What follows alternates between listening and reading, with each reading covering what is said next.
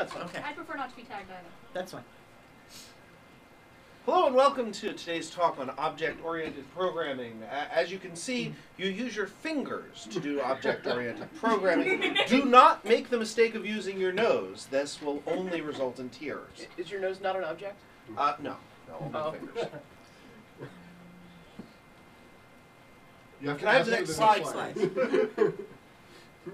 Here we have an example of an object. It is a cat, because all objects on the internet are cats. This can be demonstratively proven by picking up your phone, looking at it, and you will see a picture of a cat, possibly wearing a blue and black dress, possibly wearing a white and gold dress. Who knows? Maybe it's a llama, but it's still a cat. Can I have the next slide, please?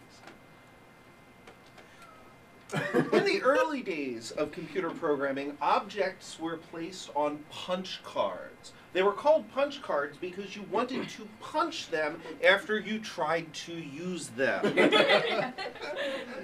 Have you ever played a game using a deck of cards? And you know you can shuffle that deck of cards and easily lose the cards? Well, you can do the same thing with punch cards. In fact, when I was in high school, and this is a true story, and will tell you how old I am. I don't know if those are allowed here.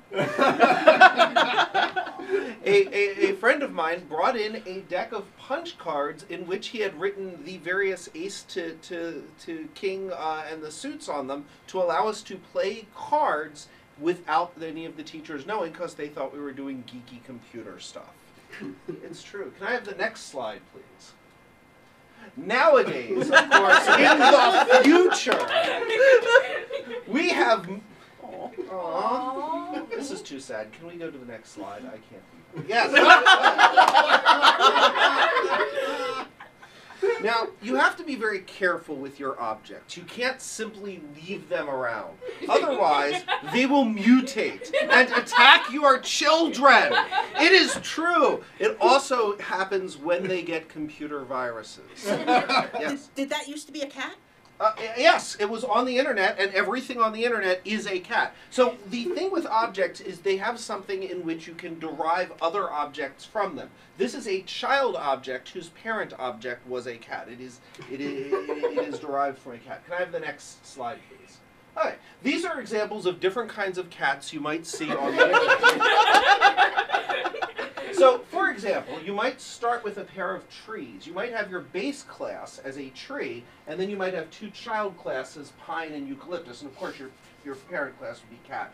You can have different kinds of animals that you might see on TV or in cartoons, like Jumbo, which, as we know, goes Knorr, Daisy, who goes Knorr, Shere Khan, which goes Knorr, and Bugs Bunny, who goes Knorr, and so forth. Likewise, you can do that with your bisected family. Can I have the next slide, please? Are bisected families legal in all 50 states yet? No, unfortunately, Mississippi is still lagging behind. Curse them. Can I have the next slide, please? So think about object-oriented programming. No, really, think about it. Think about it now. Think about it hard. Think about it long. It is important to think about object-oriented programming in all the different ways. Do not worry about your house or your family or your money. These are side concerns to be ignored. No, think of objects and orient them. Can I please have the next slide? So, think about, for example, a dog. If you think hard enough about this dog and long enough, the dog will instantiate itself. And it will come to you and you will call it rain. You have no choice. It is the way of things. Could I have the next slide? Is the dog still a cat? Of course. Yes, all dogs are cats. Can I? Okay.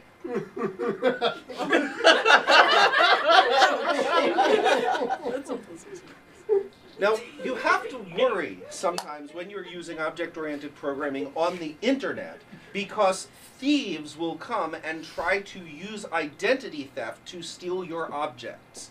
They will turn your objects into delicious orange frog hybrid things that they will then drink. It is just like No Country for Old Men when he's drinking your milkshake. Instead, he is drinking your orange frog, and you don't want that to happen. Could I have the next slide? It's not. And so, how do you defend yourself against internet thieves? You use magic. If you magically transform your orange frogs into, say, meat chairs, then you can prevent the thieves from taking them by using a process known as encapsulation. Here, I have encapsulated my orange frog inside the meat chair. It is so inside it, you can't even see it. Can I have the next slide, please? Okay. And so finally, we have our summary. Now, hopefully you have all at this It's a weird looking plumber. Virus attack right now. Yes. So hopefully you have all at this point learned and mastered object-oriented programming. It's very simple. You start with two if statements, forward and draw, going in a 90-degree heading. You delegate that to draw going in a 50-degree heading times x plus 200 times y, using your light pen to delegate to 100 to x. You put your turtle going at 50 to 200 with a heading of 90 degrees, and that will encapsulate inside your car and allow you to get an abstracted amount of gas mileage. Thank you very much.